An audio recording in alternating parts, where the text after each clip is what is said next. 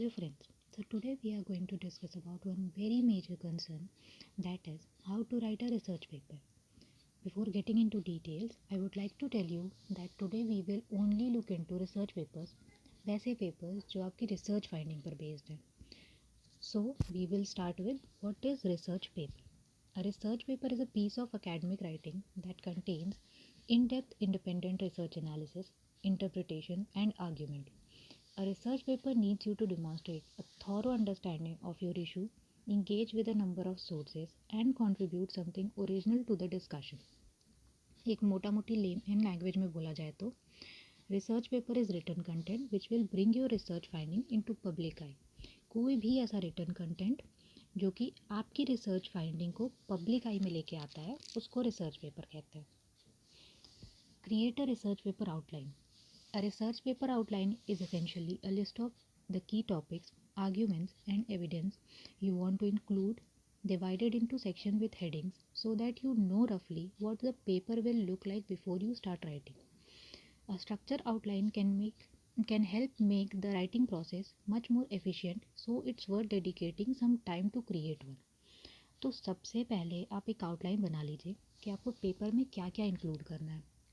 For example आपकी thesis में आपने 4-5 ऑब्जेक्टिव पर काम किया होगा, तो उसमें से कितने ऑब्जेक्टिव मिला के आपको पेपर बनाना है वो डिसाइड कर लीजिए.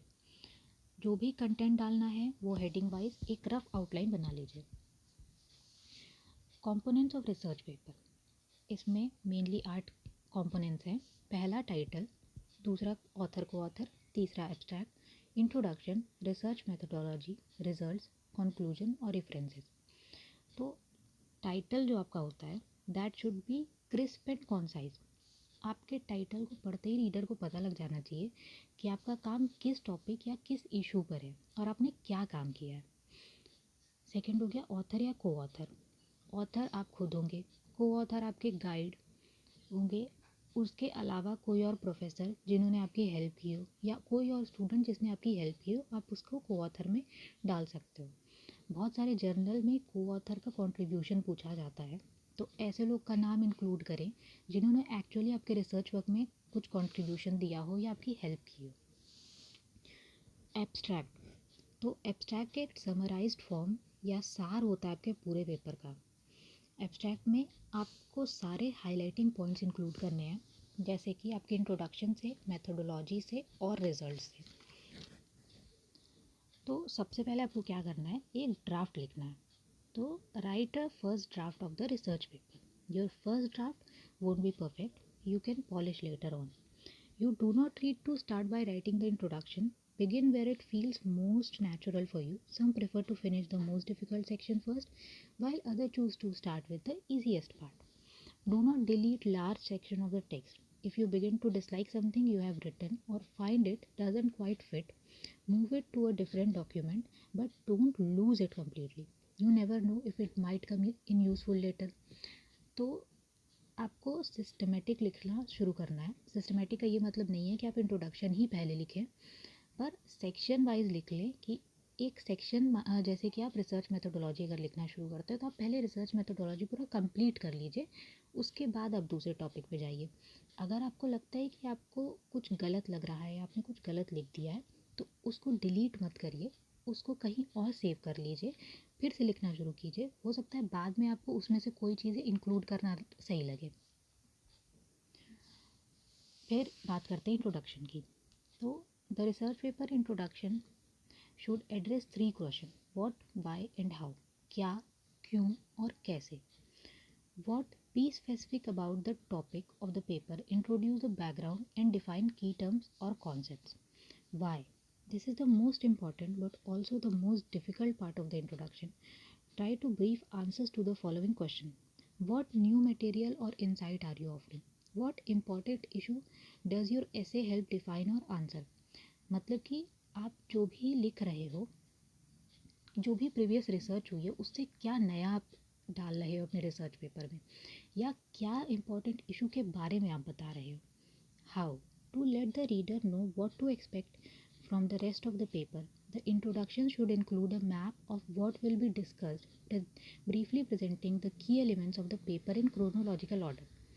मैप का ये मतलब नहीं कि आप एग्जैक्ट मैप ही डाल दो, इसका सिंपल सा ये मतलब है कि एक रीडर को आइडिया लग जाना चाहिए कि आप किस बारे में बात कर रहे हो और क्या क्या उसके की एलिमेंट्स हैं। द बॉडी, तो बॉडी में आपके मेनली दो कंपोनेंट्स होते हैं। कभी कभी किसी किसी जर्नल में रिव्यू ऑफ लिटरेचर भी इंक्लूड करने का फॉर्मेट रहता है, पर मेजॉरिटी जर्नल में आपको बस ये दो कंपोनेंट पर ही काम करना होगा। तो research methodology is the specific procedure और techniques used to identify, select, process and analyze information about a topic. In a research paper, the methodology section allows the reader to critically evaluate a study's overall validity and reliability. Then results. The result section is where you report the finding of your study based upon the methodology applied to gather information. The result section should state the finding of the research arranged in a logical sequence without bias.